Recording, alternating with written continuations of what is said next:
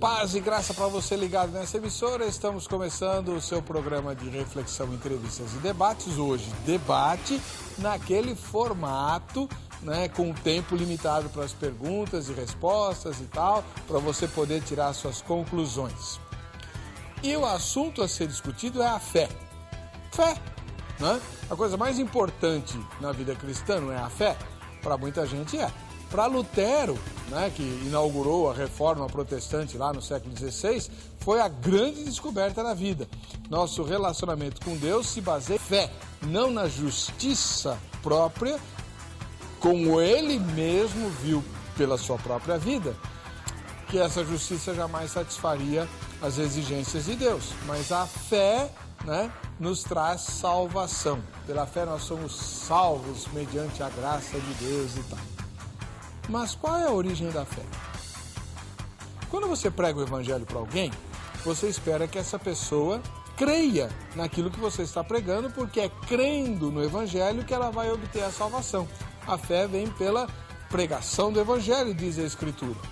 Porém, o que nós queremos discutir é o seguinte: a fé seria uma reação do homem à pregação do evangelho. Então a pessoa ouve o evangelho, a fé é a reação que o evangelho produz no coração dessa pessoa, ela crê, aceita Jesus e é salva. Amém.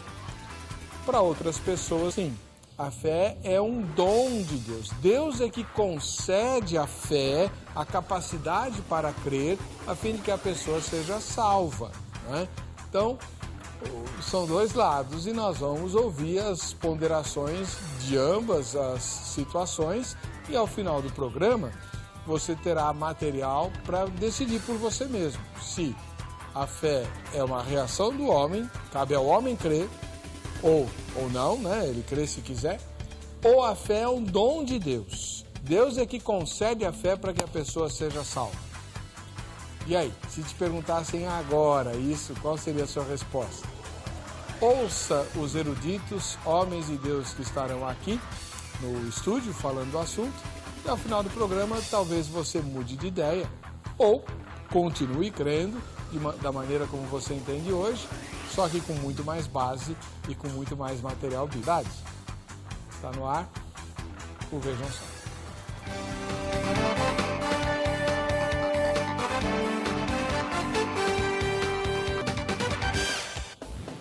Olá, que bom que você está aí, nos deixa chegar à sua casa. É um privilégio poder falar com você e te mandar presentes em gratidão pela sua audiência.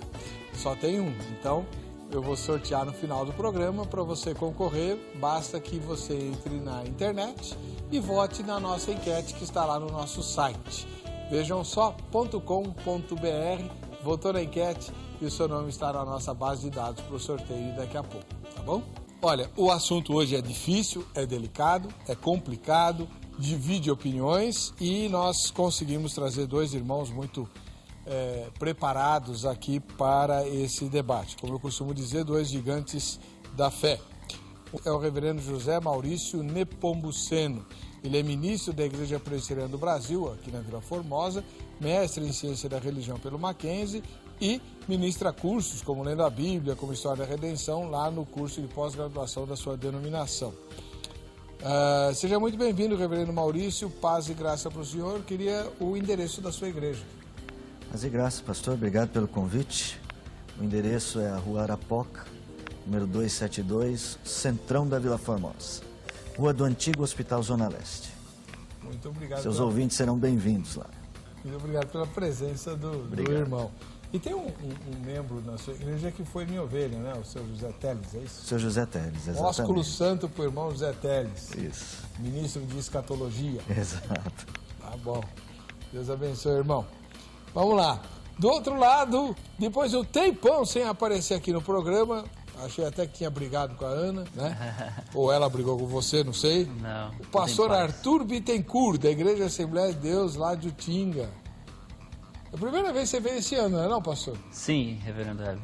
Graça e paz, meu amigo. Paz e graça. Paz e graça. Tá tudo em paz? Tudo na santa paz do Eterno. Amém. Voltar aqui para mim é sempre uma alegria. Estamos em plena paz com a Ana, com o reverendo Ever, toda a equipe aqui do Vejam Só. Por que você sumiu, rapaz? Não, às vezes é só questão de agenda. Também prazer conhecer o reverendo José Maurício, perdão. Prazer, Maurício. Onde fica a igreja de Utinga? A nossa igreja fica lá em Santo André, pelo que eu conversava, a cidade natal do reverendo Maurício.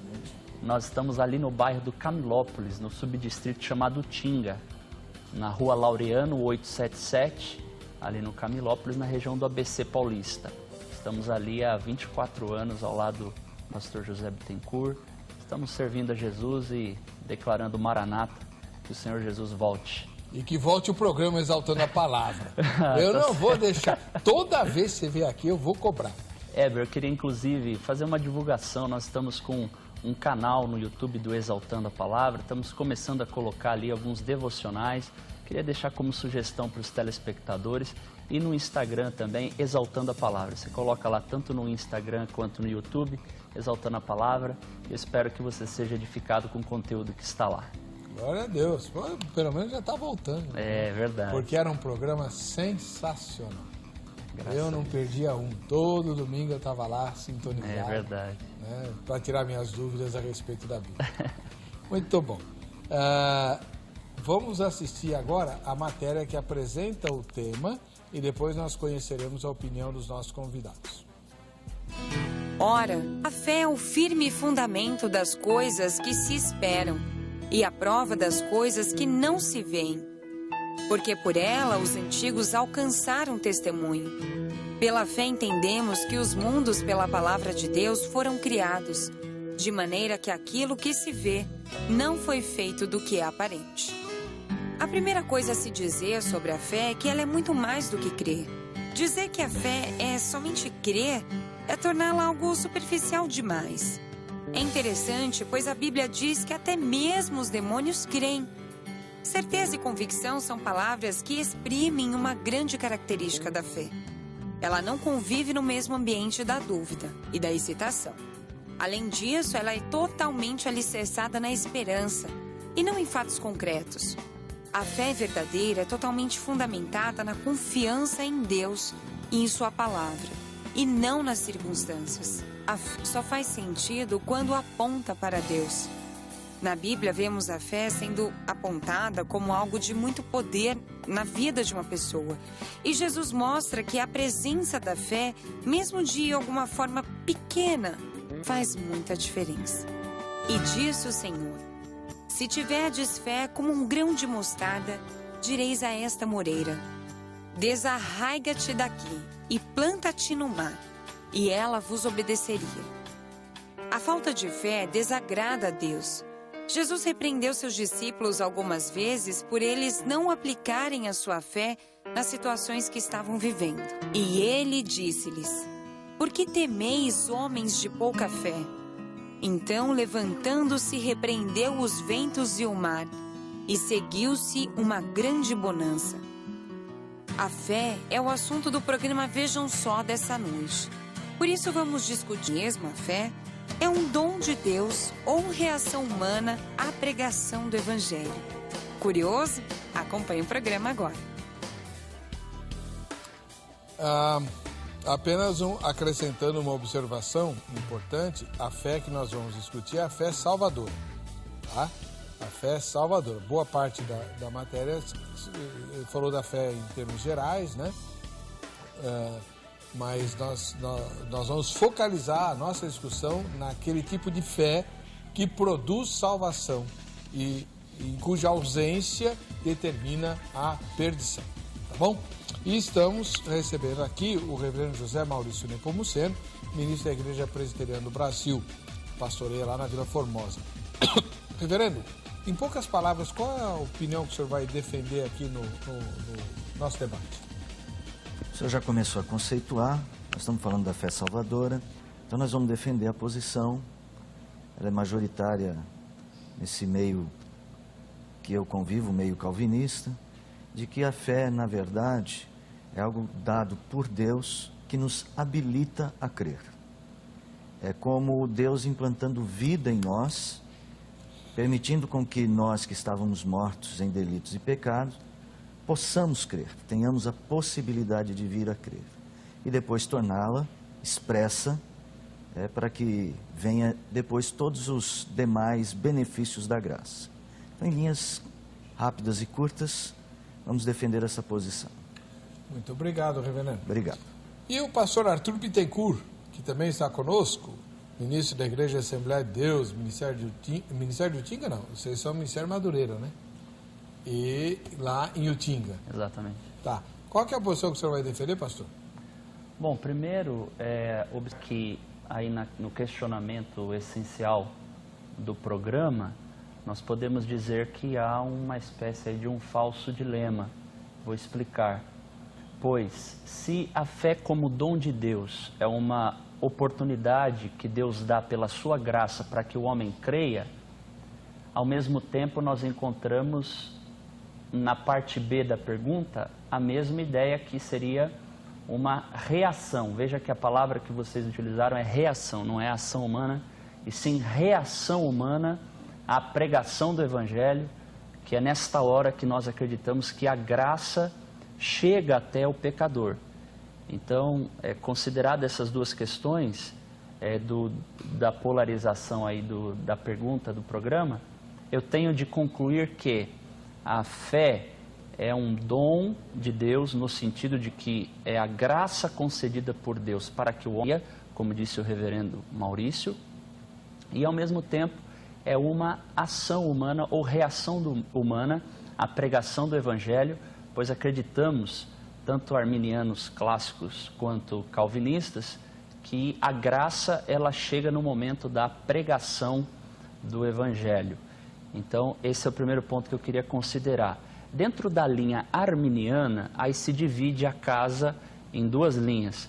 Os arminianos semi-pelagianos ou pelagianistas, que são aqueles que acreditam que, mesmo com o pecado original, o homem não foi afetado totalmente em sua volição, ou em seus desejos, em seus pensamentos, e sobra no homem o poder de decisão, o poder de escolha, de buscar a Deus.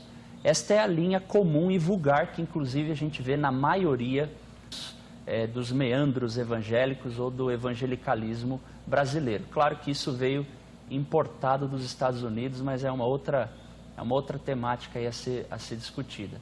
E a posição que eu vou defender aqui é a de arminianos clássicos, no sentido que somos arminianos sinergistas. Há quem critique, dizendo que não, se você é sinergista, você é semi-pelagiano. Não é essa linha que eu quero defender aqui ao longo do debate. Eu quero dizer que sempre Deus vem primeiro, e Ele é o autor, Ele é aquele que inicia o processo da salvação e conclui o processo da salvação. Mas acreditamos que quando Deus faz isso através da sua graça, o que nós chamamos de graça preveniente, Deus não violenta a vontade humana. Deus não anula a liberdade humana, Deus não anula a responsabilidade humana. Então, em linhas gerais, esta é a minha posição e vamos ampliar as ideias ao longo do debate. Você vai explicar para nós o que é esse tal de sinergista? Agora? Esse sinergismo, que é diferente do semi-pelagianismo ou do pelagianismo, porque o pelagianismo foi o debate lá de Agostinho com Pelágio. Para Agostinho, o homem estava morto. Para Pelágio, o homem estava doente. Nós, arminianos clássicos, acreditamos que o homem está morto. Nós cremos na total depravação do homem, ou o que Armínio chamava de inabilidade espiritual, que o homem é incapaz de assinar os termos da sua própria salvação. Ele não pode chegar até a salvação. Então, isso em linhas introdutórias. No arminianismo sinergista, primeiro vem a graça preveniente, libera a vontade do homem desta escravidão que advém da doutrina da total depravação humana ou inabilidade espiritual, e com esta vontade, com este arbítrio libertado ou liberalizado, ele então pode acatar ou resistir à graça.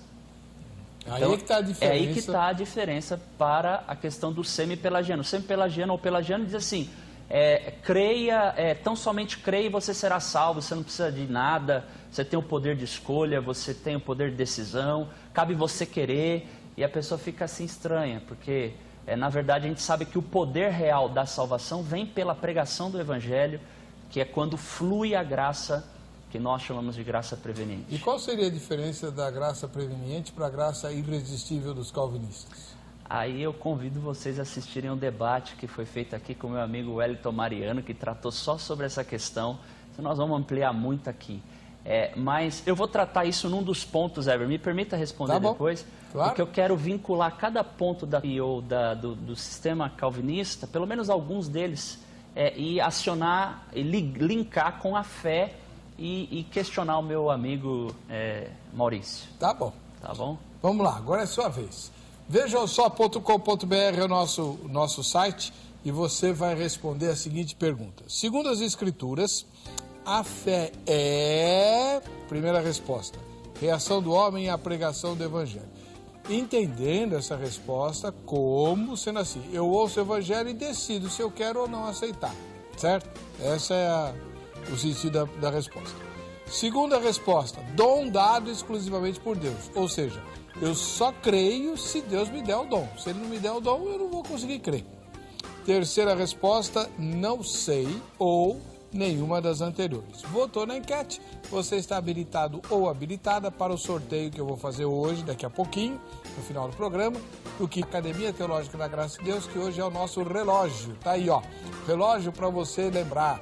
Eu preciso me preparar porque Jesus está voltando, eu tenho que servir a Deus, eu não estou preparado nem preparada. A grade vai se preparar, tem cursos muito positivos, bíblico, o curso bíblico está em todas as filiais, tem teologia, pós-graduação em teologia, tem análise bíblica, tem escatologia para quem gosta desses assuntos, tem o curso de capelania, de evangelismo, de capacitação de obreiros, tem o curso de inglês e espanhol usando a Bíblia, tem curso de música, de Libras.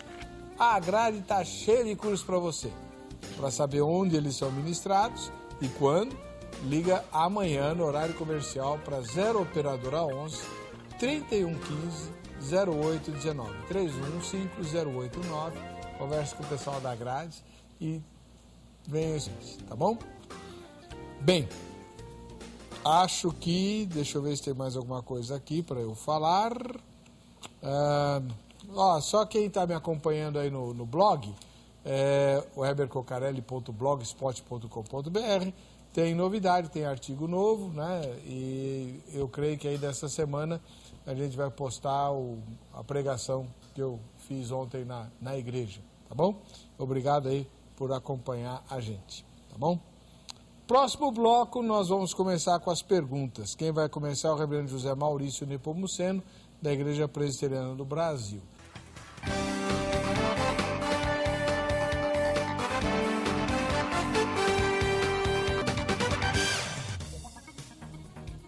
Hoje é o dia em que o Vejam Só faz aquele debate em forma de presidencial. A gente chama de presidencial, né? Porque a gente está acostumado a ver debates de políticos e tal, com tempo determinado e tarará. E assim funciona também aqui. E quem vai começar hoje a discussão sobre se a fé é um dom de Deus ou é reação humana à pregação do Evangelho, será o reverendo José Maurício Nepomuceno, ministro da Igreja Presbiteriana do Brasil. Seja bem-vindo mais uma vez. E a sua primeira pergunta, por favor. Muito obrigado. Pastor Arthur, falando nessa graça preveniente, posso chamá-lo de graça preparatória? A ideia é de que, na verdade, há uma obra da graça, feita por Deus, que prepara o homem para responder ao Evangelho. Essa resposta do homem ao Evangelho ainda não é fé. Eu imagino que o senhor vai explicar isso. Esse termo graça preveniente, ele é fruto da Escritura? Se não é, ou graça preparatória, quais os textos que o senhor fundamenta a afirmação de que existe uma preparação, uma obra da graça antecipando a fé? Se existe essa obra, como é que ela se chama? O que é esse agir o que Deus está produzindo nesta graça? Por favor, não sei se ficou clara a pergunta. Sim. 3 minutos por irmão. Ok. Bom, a graça preveniente sendo o elemento-chave da soteriologia arminiana, dentro da pergunta que foi feita pelo reverendo Maurício, a gente concebe da seguinte forma. essa graça não é uma energia aleatória, externa. É uma graça que vem com a pregação do Evangelho. Então é Deus preparando o coração do homem, como tornando o coração dele um solo fértil para receber, inclusive, a palavra. Vem junto a graça e a palavra. Sendo, portanto, uma graça que antecede, ela, antes de operar a regeneração, que aqui é o ponto-chave da questão, é exatamente colocar o homem na condição de exercer sua fé em Cristo e depositar a sua confiança exclusivamente em Cristo, por conta da pregação, no auxílio do Santo. Então veja que são muitos elementos que acontecem em cerca de milésimo, uma questão de milésimo, porque se opera isso dentro do homem, é o que nós chamamos de ordem da salvação, que vai ser a nossa diferença aqui no debate. Então, essa graça que antecede, preveniente, é uma graça que também ela sucede, ela precede e ela é perseverante, ela é cooperante. E como é que funciona essa graça preveniente? Essa graça preveniente, em primeiro lugar, ela é iluminadora, ela traz luz ao estado real do pecador. O pecador olha e se vê como um pecador. Então, ela é uma graça iluminadora. Em segundo lugar, ela é uma graça convencedora, ela é uma graça convidativa. O Espírito de Deus promove isso no coração do homem, convencendo-o de maneira amistosa, suadindo, não impondo. E aí a gente depois amplia essa questão. E por fim, essa mesma graça é uma graça capacitadora. Ela é iluminadora, ela é convencedora, convidativa e ela é capacitadora. De modo que o homem não exerce esforço meritório algum para que se inicie, portanto, esse ato da salvação, que na verdade nós sabemos que nós sempre avaliamos ele no aspecto da justificação, mas nós sabemos que a salvação ela também pode ser entendida como um processo, no sentido de que nós fomos salvos, estamos sendo salvos e nós seremos salvos na glória vindoura. Em síntese, o que nós poderíamos também, inclusive, dizer, que não me causa nenhuma dificuldade ou estranheza, para o momento ou o ato da salvação, sem se esquecer do processo da salvação, porque muitas vezes os irmãos calvinistas, eles são monergistas na salvação, só que são sinergistas na santificação. E isso faz parte do processo de salvação, inclusive. Acabou meu tempo? Acabou. Desculpe. Não tem problema não. Reverendo Maurício. Passei muito, Heber? Não. Então tá bom. Reverendo Maurício, seus comentários. 3 minutos, senhor. É lógico que, mesmo respeitando sua posição, eu quero entender que existe aí um esforço teológico para preservar algo. O que se está preservando neste esforço teológico é a liberdade humana. É a ideia de dizer o seguinte: o homem é que vai dar a palavra final. Mas, em termos, você vê que o irmão não vai encontrar um texto na Escritura, não sei, depois pode até dar de prolongar a resposta na hora da sua pergunta, se for o caso. Um texto que vá fazer mesmo essa distinção entre uma graça preparatória, ou preveniente, e a graça agindo, dando fé. Quando o irmão disse assim, por exemplo, o irmão falou assim, olha, a graça vai habilitando, vai preparando, vai dando condições para que o homem ouça a palavra e responda a esta palavra. Para nós isso já é fé implantada. Uma fé que está trazendo respostas ao homem. Eu estou entendendo que a maneira como esse pensamento é construído teologicamente só para preservar o que a gente chama, o que normalmente no meio arminiano se chama o de livre-arbítrio. Nós preferimos a ideia de livre-agência, o irmão sabe. Então, a minha impressão é que é mais um esforço teológico para preservar a questão da liberdade humana do que um surgimento a partir de textos das Escrituras. Eu gostaria muito que o irmão pudesse nos mostrar textos da Escritura que realmente embasam a afirmação de uma graça preparatória. enfim, como eu tenho um pouquinho mais de tempo, vou me estender um pouquinho mais. Vou dizer para o irmão o seguinte: quando a gente vai para Efésios, texto clássico nosso, e a gente lê: estando nós mortos nos delitos e pecados, nos deu vida juntamente com Cristo. Na sua interpretação, esse texto, então, não tem aqui uma versão completa do que está acontecendo. Há elementos que não estão descritos aqui. Talvez o irmão possa dizer isso. Afinal de contas, aqui está dizendo: pela graça sois salvos. Não pela graça sois preparados para uma salvação. Queria encontrar alguns textos que pudessem fazer essa distinção entre a graça que salva efetivamente e apenas prepara para que ocorra uma salvação posterior. Obrigado. Eu que agradeço. Só que agora é a vez do pastor Arthur fazer a primeira pergunta dele. Deixa eu me ajeitar na cadeira, então. O Arthur veio preparado. Não, reverendo. Veio ali com o tablet, a internet. Vamos lá. Reverendo Maurício, a pergunta é simples. Não quero também subestimar o irmão com essa pergunta. Só para seguir aí a temática, depois acho que a gente pode ampliar. Com certeza nós tocaremos aí em outros pontos que o irmão ventilou na sua colocação agora anterior. Bom, sendo a fé um dom divino, o que é a fé então? Como é que funciona isso no processo ou no ato da salvação? É um dom divino? É uma ação humana? É um feito humano? É uma obra humana? É uma reação humana? E qual o papel do homem nesse processo da salvação? Como é que se dá isso? Como é que se processa isso? Para o irmão, essa fé salvífica é equivalente a uma obra meritória?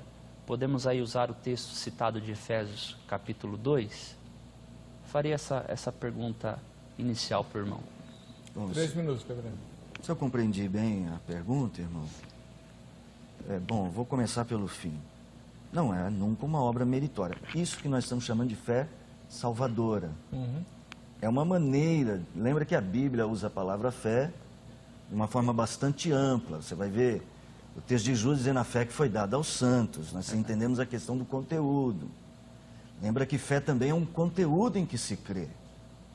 Esse conteúdo tem que ser trabalhado. Você já citou um pouco o processo de educação no sistema calvinista, né, de pensamento, em que a gente entende que a santificação agora ela é sinergista no sentido de que trabalhamos para desenvolvimento desta fé. Entretanto, quando a gente chama fé salvadora, essa fé que nós estamos trabalhando aqui na questão, na temática, eu concordo. A proposta da pergunta ela tem que ser um pouquinho burilada ali. Eu concordo que a ideia da reação humana precisava ser dita assim: a fé salvadora é um dom de Deus? Talvez esse designativo seria melhor. Então vamos lá. Esta fé salvadora, ela é exclusivamente uma obra de Deus. Ele habilita o homem morto, seus delitos e pecados, para usar uma linguagem simples, né? O morto não reage.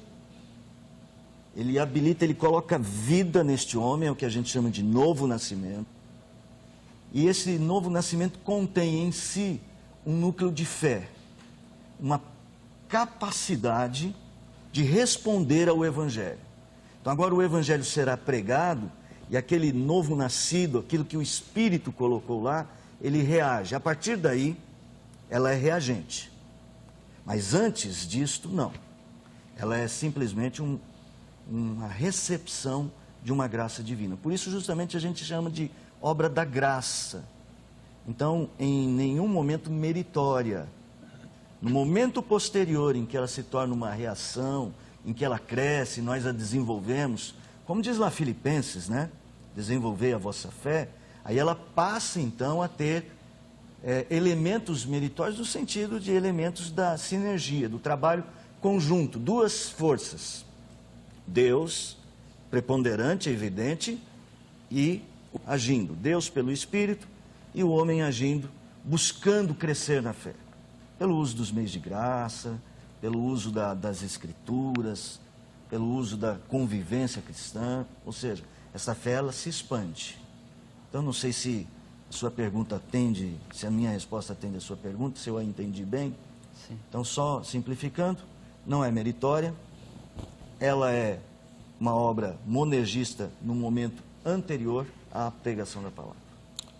Obrigado, reverendo. Pastor, o senhor pode comentar em 3 minutos. Ok. Bom, em relação à fé, é importante fazer essa distinção que a gente tocou no início, que existe o poder para crer e existe o ato de crer. Poder para crer vem de Deus. E o ato de crer é humano. Eu enxergo dessa forma. Na visão arminiana, acreditamos em 2 graças. Acreditamos em uma única graça. Esse é o conceito bíblico. O irmão reverendo Maurício acabou com as suas últimas colocações, ou a sua última colocação, ele fez uma menção de que essa ação monergística de Deus, ela vem antes da pregação do Evangelho. Ora, se isso não for uma graça que prepara, eu afirmei desde o início do programa que essa graça preveniente que a gente está aqui advogando, é a ideia de que na pregação da palavra, Deus, com a graça antecedente, atua no coração do pecador. Até entendo, reverendo Maurício, que dentro da linha da graça preveniente, a gente poderia aí fazer a seguinte divisão entre 2 estágios. Um primeiro estágio dessa graça, ela é unilateral de Deus. É como se pudesse afirmar que ela é monergística, dentro da graça preveniente. No primeiro estágio. No segundo estágio, é uma graça de relacionamento cooperante. Então, num grau inicial da salvação, é uma graça que atua unilateralmente, nunca fora das Escrituras, nunca fora da pregação, melhor dizendo, da palavra, como até mesmo propõe o credo de Westminster. É sempre, na questão da vocação ou da chamada eficaz, é sempre com a pregação da palavra.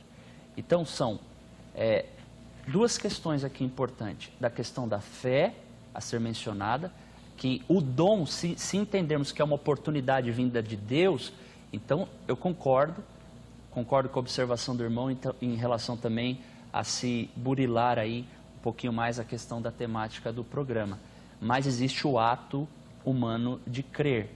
E, obviamente, os dicionaristas, a gente pegando algum léxico, a gente vai ver em relação a uma definição de fé, todos eles quase unânimes dizem que a fé descansa na obra de Cristo, no aspecto de que não confia em seus próprios esforços humanos.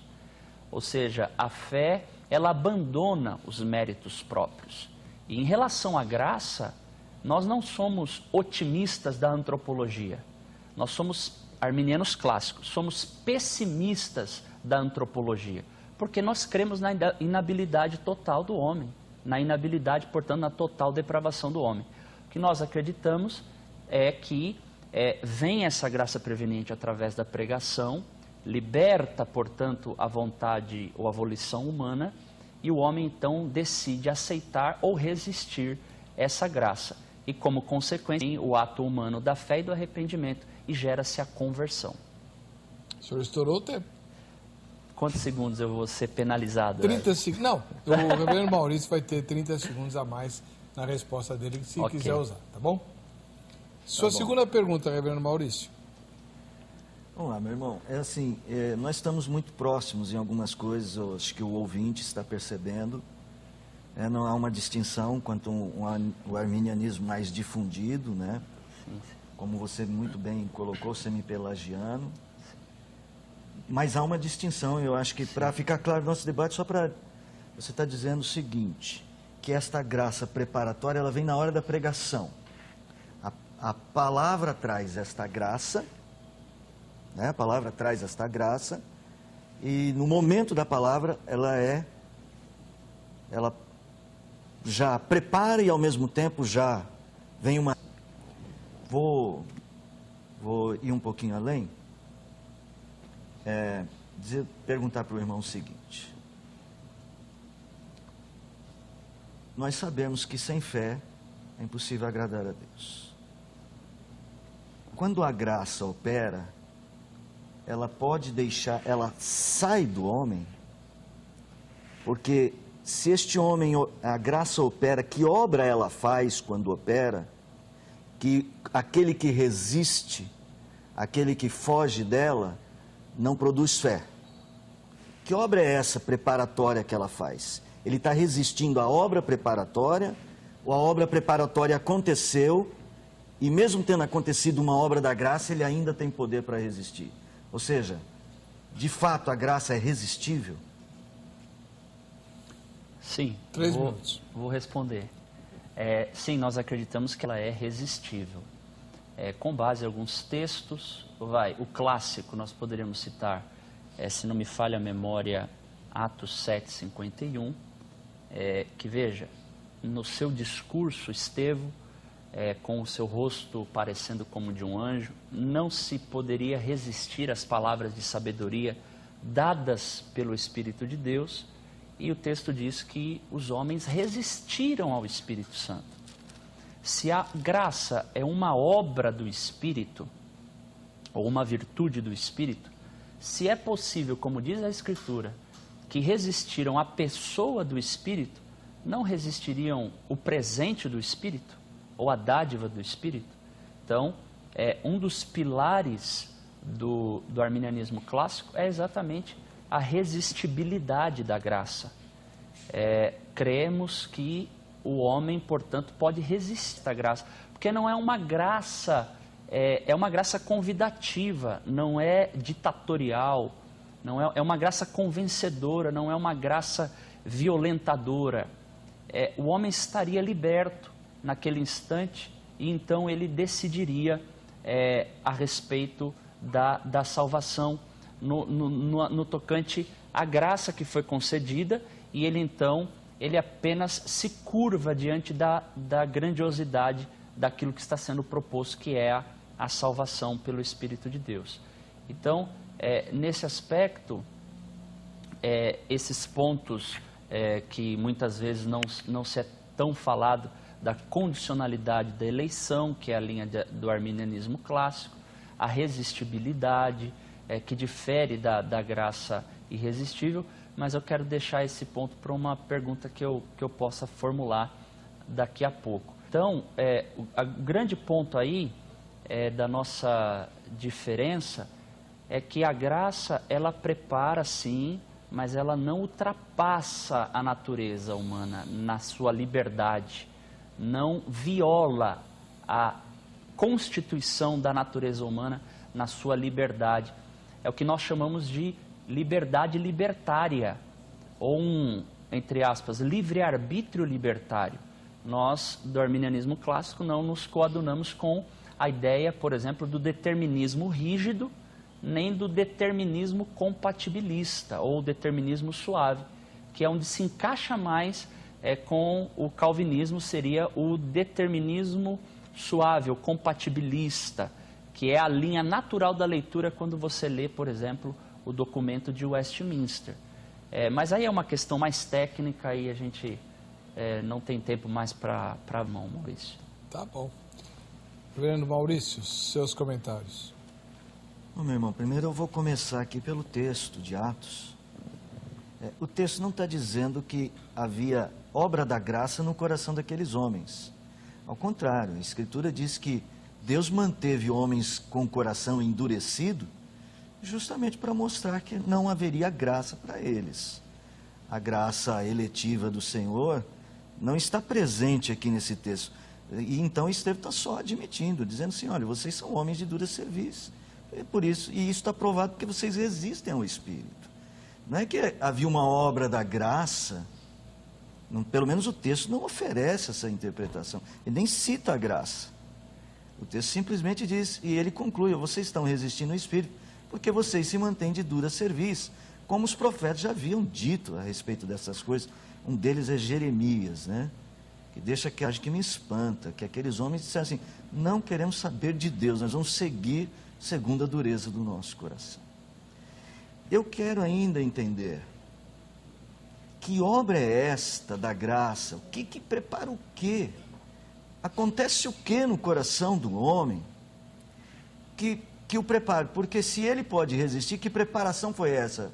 É uma preparação, eu não quero usar palavras chulas, mas eu não encontro uma agora, mal feita. Sim.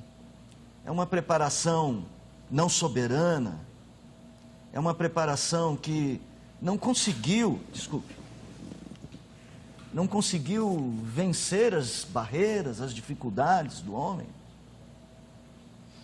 Com certeza, se isto é verdade, uma preparação que não venceu, essa graça é irresistível.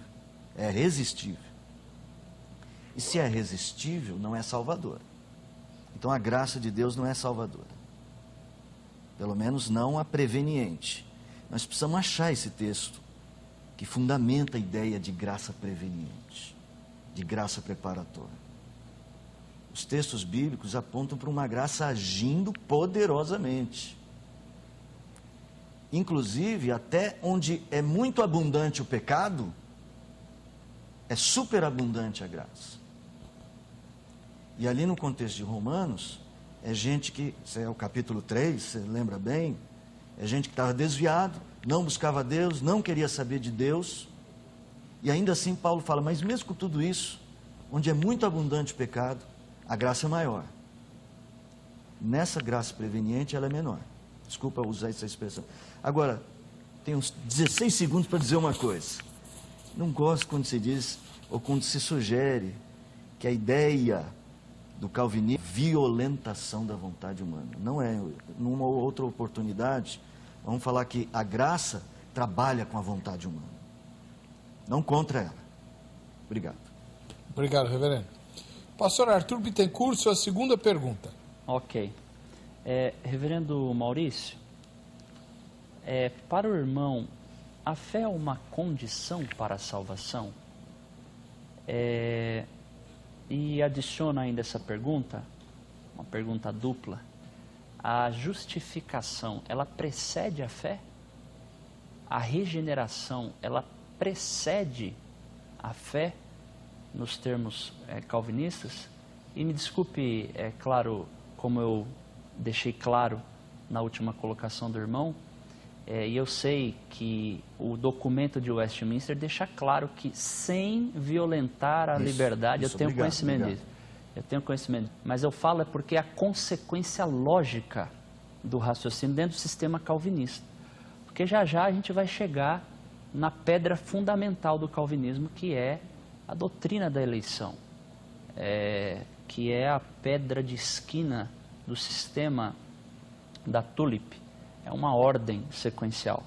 Mas só para fazer menção de que eu tenho esse conhecimento e apenas o faço na questão de ser um desdobramento do raciocínio, de uma consequência lógica, que a gente vai tentar aqui ampliar ainda nos últimos minutos. Então, só retomando, a fé é uma condição para a salvação ou não? A justificação precede a fé ou a regeneração precede a fé ou não? 3 minutos, reverendo. Bom, primeiro, a fé é uma condição. A fé é uma condição. Sem fé é impossível agradar a Deus. Embora o texto de Hebreus esteja trabalhando com a fé em um conceito mais de confiança. Não é fé salvadora. O senhor já observou nas leituras iniciais. A justificação, é preciso fazer uma boa explicação dela. Nós temos o que nós chamamos de justificação objetiva. Aquilo que Cristo fez na cruz. Cristo na cruz realmente pagou os nossos pecados, mesmo antes de nós crermos nele. Aliás, antes de nós nascermos. Então isso a gente chama de justificação objetiva. E ela precede a fé. Até porque essa justiça já era contada, como o Apocalipse diz, antes da fundação do mundo. Ela precede a fé. A justificação objetiva, que acontece dentro de nós, que é o usufruir dos benefícios de Cristo, como ela não precede a fé. Ela sucede a fé. Ela vem depois da fé. A regeneração é o ato inicial daquela fé, é o que a gente chama do lavar regenerador do Espírito. é aquilo que eu disse assim, olha, existe aqui uma colocação de vida em nós, por isso que eu falei vida, é novo nascimento, regeneração. O que o novo nascimento faz? Que obra ele faz? Impõe fé, ou coloca fé. Então aquela fé salvadora, ela é o resultado do novo nascimento. Então, o novo nascimento, ele precede a fé, precede e acompanha, vamos usar assim. É que é difícil falar em termos temporais, né? O irmão entende. Sim. Não é uma questão de quanto tempo antes, Sim. né? Mas é algo que precede logicamente, mas é concomitante na realidade do acontecimento em nós. Tá bom. Precisa de mais? Eu tenho bastante tempo, deixa para o final, a hora que eu estiver precisando. Tá com muito crédito, reverendo Maurício. Não, então eu vou aproveitar Sim. para agradecer. Sim. Eu não quero lhe acusar de ser rude, não. É porque o ouvinte, é verdade. Ele às vezes não tem esse conhecimento, tá? Então, me desculpa aproveitar, né, depois que eu já passei a bola, de forma alguma. dizer isso. Não quis dizer que o irmão foi rude de jeito nenhum. Obrigado. Bom, vamos lá. Pastor Arthur, 3 minutos para o senhor comentar a resposta do reverendo José Maurício. Ok. Bom, os estudiosos concordam que a fé é uma condição suprema da salvação. Claro que não é só a fé, ela vem aliada com o arrependimento, né? Porque aí o programa poderia também ter essa temática do arrependimento como um dom de Deus, né? É obviamente que é o poder que Deus dá ao homem para que se arrependa, porque Deus exige do homem arrependimento. No próprio texto de Atos 2:38, se não me falha a memória, o apóstolo Pedro, indagado pelos irmãos, ele respondeu: arrependei-vos e sejam batizados no nome do Senhor e recebereis o dom do Espírito Santo.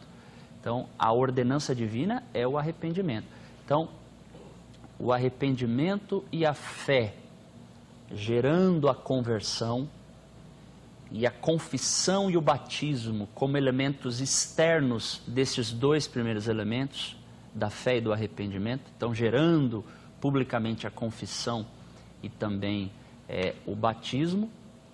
Então nós entendemos que a fé é uma condição para a salvação. E na visão arminiana clássica funciona mais assim: se eu errar, serei eternamente penalizado pelos meus companheiros, mas estou dando aqui o meu melhor. Peço clemência dos meus amigos. Seria mais ou menos assim: a graça preveniente, que, desculpe, reverendo Maurício, é mais ou menos como a ideia da graça monergística. Mais ou menos, mas veja, é a graça preveniente com a pregação da palavra. Aí difere os arminianos clássicos dos arminianos wesleyanos. Sim. Porque os wesleyanos acreditam que essa graça preveniente vem da cruz do Calvário, ou seja, foi liberada de maneira disponível a todos os homens, porque o Wesley, ele não pregava o livre-arbítrio, ele pregava a livre graça. E para os arminianos clássicos, vem com a pregação do Evangelho. Então, no momento que isso acontece, todas as informações que eu dei nas respostas ou na pergunta anterior, nas colocações anteriores, então vem a graça preveniente, vem a pregação do Evangelho, gera-se a fé e o arrependimento, porque o poder veio pela graça e pela pregação, vem a fé e o arrependimento, gera-se a conversão e a resposta divina, ou a ação divina, para o casamento da fé e do arrependimento é a regeneração. Pelo que eu andei lendo, me parece que na concepção calvinista a regeneração precede a fé. Sim. Nós não acreditamos assim, porque e o elemento do sola fides, somente pela fé? Diz a Bíblia, Romanos 5, verso de número 1, sendo, pois, justificados pela fé, ou seja, a fé é causa instrumental de salvação. E nesse aspecto, a fé, juntamente com o arrependimento, dentro dessa ordus, ou da ordem da salvação, gera-se então a justificação e a regeneração como consequência da fé e do arrependimento. Muito bem. Duas perguntas para cada um. Encerramos aqui o bloco. No próximo bloco nós teremos a terceira pergunta de cada um deles. Voltamos já.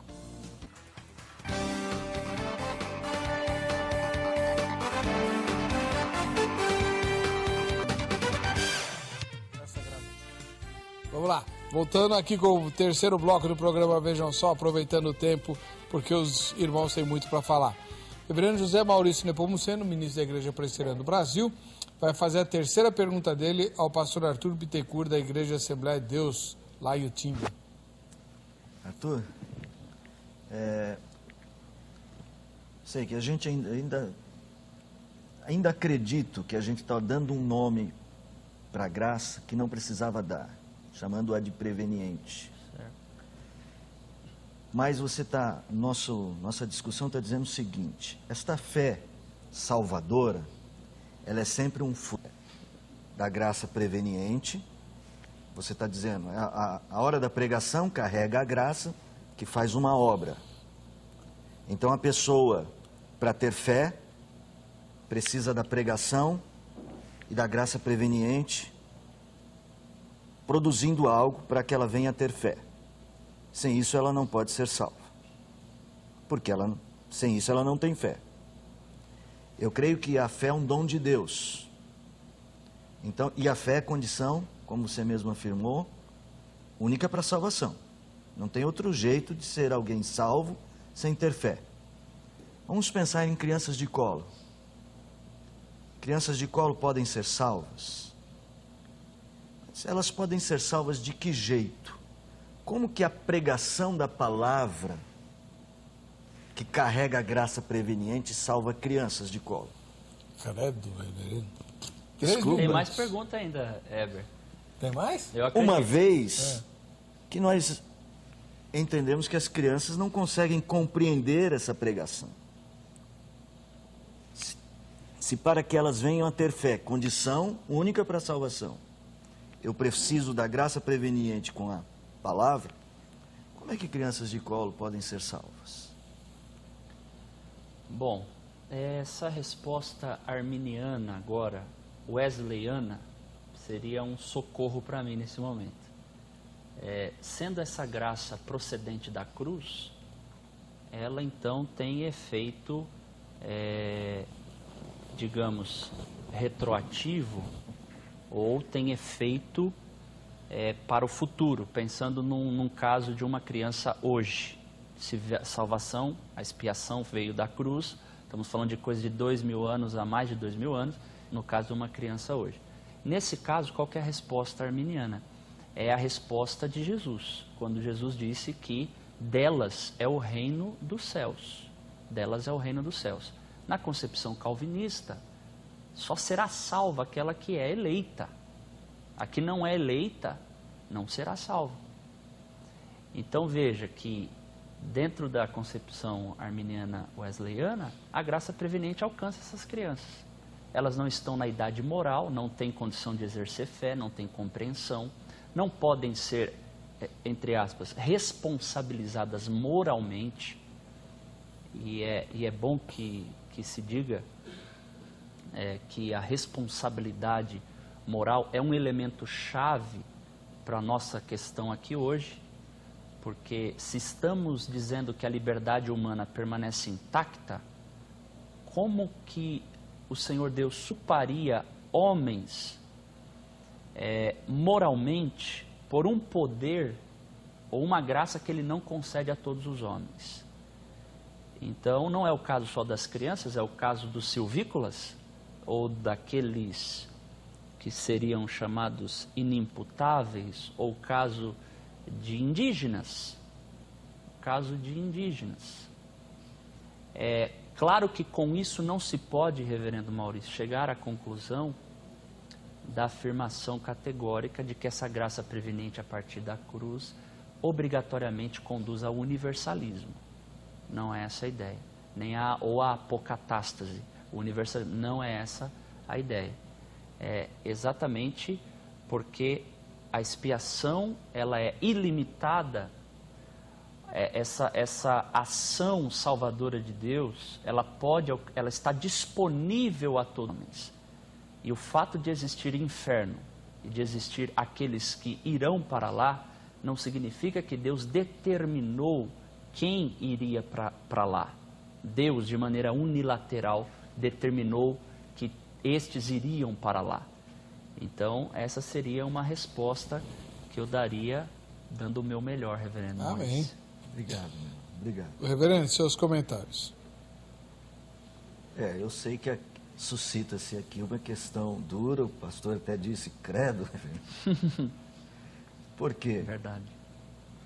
Se as crianças não podem ter fé, porque a fé depende da resposta delas à palavra, então, ou nós vamos condenar todas, ou temos que salvar todas.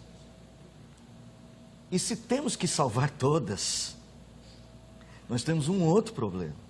Não sei se o ouvinte está entendendo, acompanhando o raciocínio. Se existe uma graça que a criança é favorecida, de alguma maneira Deus salva a criança, mesmo sem ela ter fé no seu sistema. Então existe um tipo de salvação que acontece mesmo sem ter fé.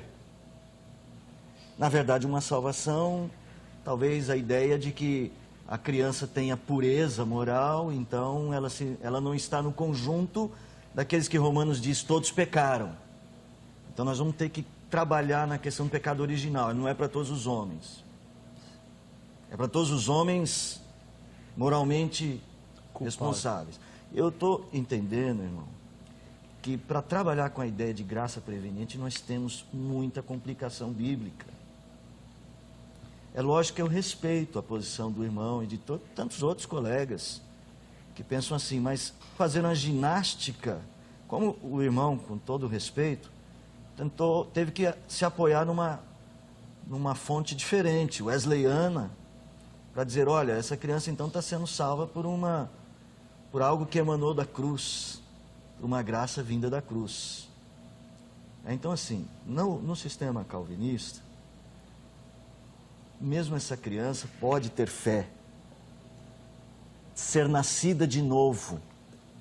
E aí nós temos alguns exemplos bíblicos. João Batista, por exemplo, ou Jeremias que diz, no ventre da minha mãe tu me chamaste. O próprio Jesus. Mas, como Jesus é um caso singular, vamos pensar no apóstolo Paulo, vamos pensar em João Batista, que no ventre da mãe reage à presença do Salvador. E quando Jesus diz delas, das tais, os céus, é lógico que Jesus não está dizendo que todas as crianças, sem exceção, vão para o reino dos céus, porque existe um jeito diferente de salvar crianças. Está falando do modo como as crianças manifestam amor sem cobranças, o que é justamente a justiça do reino. É como se ele estivesse dizendo assim, o reino do céu se manifesta neste tipo de comportamento. Tá? Então, assim, eu acredito mesmo que trabalhar com a ideia de graça preveniente, ou trabalhar com a ideia de fé como uma resposta humana, nos causa mais dificuldades do que respostas nas Escrituras. E muito obrigado pelo debate. Foi a minha última pergunta, agora estou pronto para outra. Tá, e o senhor usou os 30 segundos que tinha direito agora. Olha só. Vamos lá, última pergunta, pastor Arthur. Bom, eu vou fazer uma pergunta aqui pro forma, porque o reverendo Maurício já deu essa resposta, mas eu quero que ele trabalhe um pouco mais, por gentileza. Acreditar na graça irresistível não seria o mesmo que acreditar na violação da vontade humana? Uma vez que Deus causa a fé, sendo Ele o autor da fé, Ele causa a fé. Eu também creio que Deus é o autor da fé, claro. Hebreus 12 está lá. Mas esta fé só é causada nos eleitos. O que fazer com os não eleitos? Existe um amor de Deus, é o amor da eleição, e um outro tipo de amor que não é um amor para a salvação. Na visão arminiana nós não temos essa dificuldade. Eu sei que ambos os sistemas têm fragilidade, como o irmão acabou de mencionar na pergunta anterior. Mas eu vejo que essa é uma dificuldade, porque veja, então isso significa dizer que não há um amor redentor geral pelos não eleitos. Porque se a graça comum só concede algo que é menor, que é um benefício temporário, por que Deus não concede então algo maior, que é a salvação? Então, essa seria a minha pergunta. Como entender essa questão da graça irresistível? Se ela não viola? Se ela não viola a vontade humana ou a volição humana, como ela não viola, e como ela não desestimula a responsabilidade moral. Como que ela não desestimula a responsabilidade moral? 3 minutos. Você tinha algumas outras perguntas além dessas duas aí no meio do caminho. Vamos lá. Graça irresistível, ela não viola, nosso pensamento, ela não viola a vontade humana, ao contrário. Ela trabalha com a vontade humana, ela habilita a vontade humana.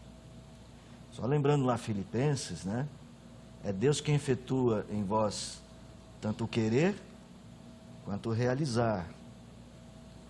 Então, ela não viola a vontade humana justamente porque, na verdade, não acontece do homem falar assim, ai Deus, eu estou querendo ir para o inferno e Deus está querendo me salvar. Deixa eu ir para o inferno, Deus. Não. Ele habilita a vontade humana a querê-lo, a desejá-lo, a amá-lo. Como é que ele faz isso? Novo nascimento. E aí o processo da fé. Então, nós vamos entender que isso não é ferir a vontade humana, mas é moldá-la. É ajudá-la a responder. É dar a ela a habilitação para responder. Porque ela está morta. Vamos lá, aquelas questões do caminhar da sua pergunta. Fala assim, e Deus não dá, então não tem uma graça uma graça salvadora para os que vão se perder? Não tem. Eu sei que é duro o discurso, mas ele não é meu. É a Escritura que diz. Quando a Escritura diz aqui, lá em Romanos, terei misericórdia de quem me aprouver ter misericórdia. Isso é duro. Sei que é difícil de ouvir. Se eu pudesse decidir por Deus, decidiria diferente, mas a Escritura diz que Deus fez assim. O próprio texto falando da eleição, você tocou nela lá atrás, fala assim, eu amei Jacó e aborreci Esaú. Eu sei que você é um estudioso, você tem uma linguagem que mostra que deve ser professor de sistemática. Não sei, se não é, pode procurar.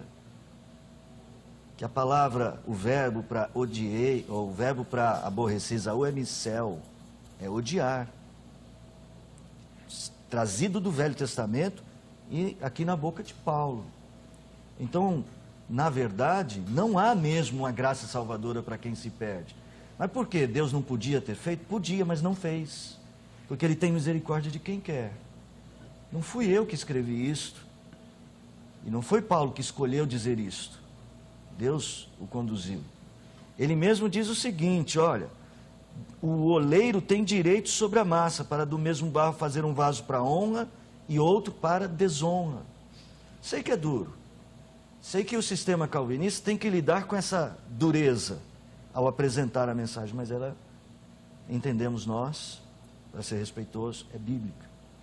Ok. Tinha uma pergunta final? Tem tempo para responder ou não? Acabou. Acabou? 3 minutos para o senhor comentar, pastor Arthur. Obrigado, reverendo Maurício. Agradeço a resposta.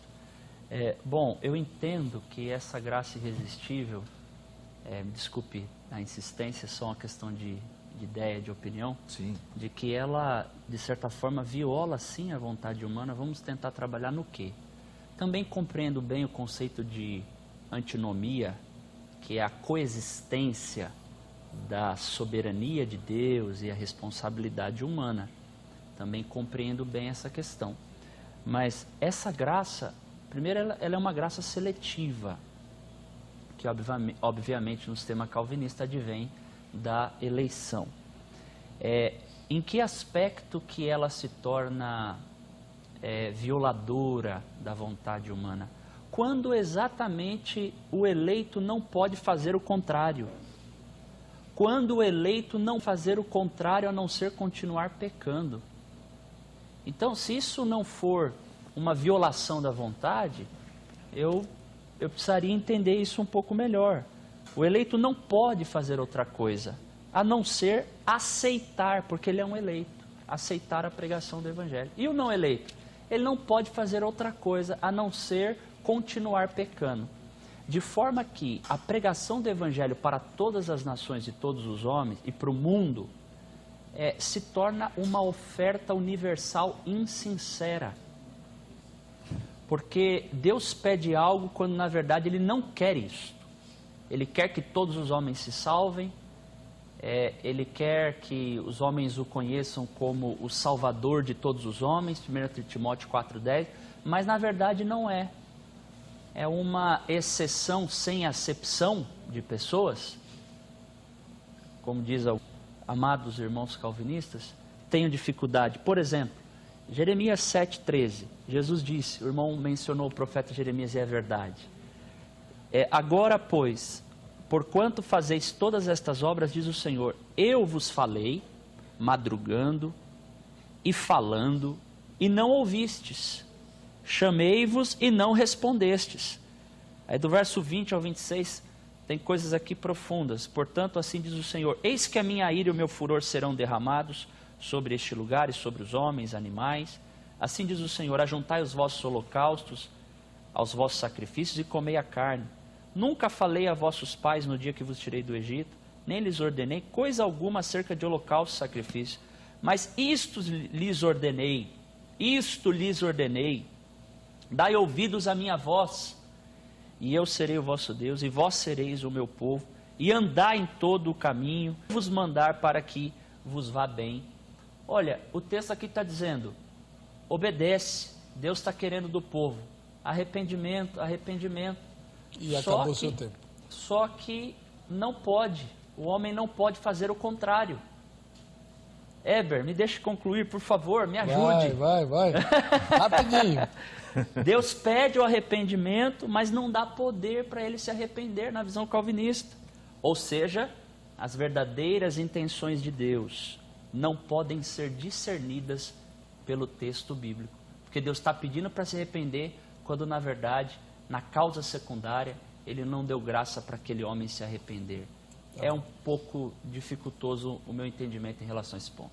Sobre esse tema do arrependimento, nós teremos um debate aqui, específico sobre arrependimento. Ótimo. Vamos lá. Agora, cada um de vocês vai ter 2 minutos para responder a mesma pergunta, começando pelo reverendo Maurício, que vai para o ar agora.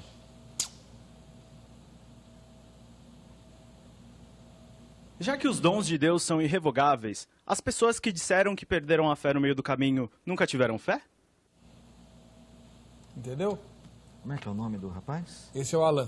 Alan, o que eu posso dizer a você é o seguinte, não dá para saber, porque ela pode dizer que perdeu a fé no meio do caminho e voltar ao caminho, como o filho pródigo. Então, sua pergunta precisa ser completa. Mas vamos imaginar que aquilo que você esteja dizendo seja, a pessoa perdeu a fé e não volta mais. Nós cremos que ele nunca teve uma fé salvadora, era uma confiança vazia, uma autossegurança, como muitos fariseus tiveram. Eu acredito de fato que ele nunca teve fé salvadora. Então, quando perde é porque de fato nunca teve, se ele não voltar. Quando ele no caminho deixa, se ele não voltar, ele no caminho deixa, ele se perde, nunca teve uma experiência de fé salvadora, de fato. Então, na visão calvinista, reverendo, a ideia de que você pode continuar pecando, que você está eleito, que você está salvo, é mentira. É lógico que é mentira, que nós achamos que a pessoa pode pecar à vontade porque está eleito e está salvo, de jeito nenhum. A visão calvinista, um produto desta fé que nós cremos Deus coloca, é justamente a consciência nova, a conversão. Ele é o fruto que o próprio Senhor Jesus Cristo disse que nós seríamos conhecidos pelos frutos. Nós não somos salvos pelos frutos, mas somos conhecidos pelos frutos. A minha segurança na salvação não está em uma crença teológica, mas em uma vivência que demonstra a minha crença na prática. Então, eu concordo assim. Glória a Deus. Pastor Arthur Bittencourt agora terá 2 minutos para responder a mesma pergunta do Alan. O senhor não pergunta, né? Ouvi. 2 minutos. Ok. Eu vou usar o texto de 2 Timóteo 2, 25 e 26. O 24 diz que o obreiro não pode ser contencioso, que ele deve ser apto para ensinar e deve corrigir com mansidão os que se opõem, na esperança que Deus lhes conceda arrependimento, levando-os ao conhecimento da verdade, para que assim voltem à sobriedade e escapem da armadilha do diabo que os aprisionou para fazerem sua vontade. Bom, esse texto pode servir tanto para aquele que ainda não é salvo, o pecador, pelo menos partes aqui desse texto, Sim. como aqueles que devem ser corrigidos com mansidão.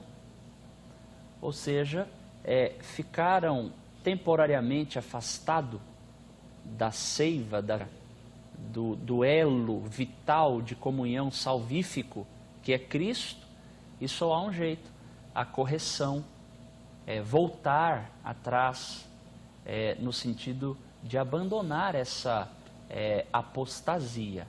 Né? Em relação à perseverança dos santos, aí entra um outro debate.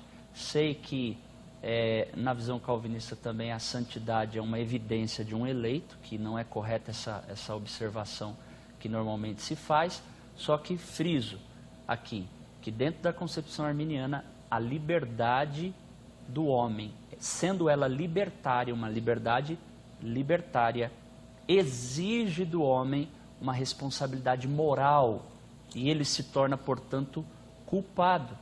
Deus não é, friso aqui, Deus não é moralmente responsável por todos os males que fazemos com o mal da liberdade que Ele nos deu. É bom que se diga isso. Amém. E Deus respeita a liberdade humana. Tá dado. Muito bem. Você aí recebeu um material de primeiríssima grandeza para tirar suas conclusões. Se restou alguma dúvida, você pode recorrer ao seu pastor, aliás, deve, e também aos nossos convidados. O reverendo José Maurício Nepomuceno e o pastor Arthur Bittencourt têm os contatos no vejamsó.com.br, na aba Convidados, e estão à sua disposição para lhe ajudar. E, inclusive, atender convites para palestra e tudo mais, tá bom?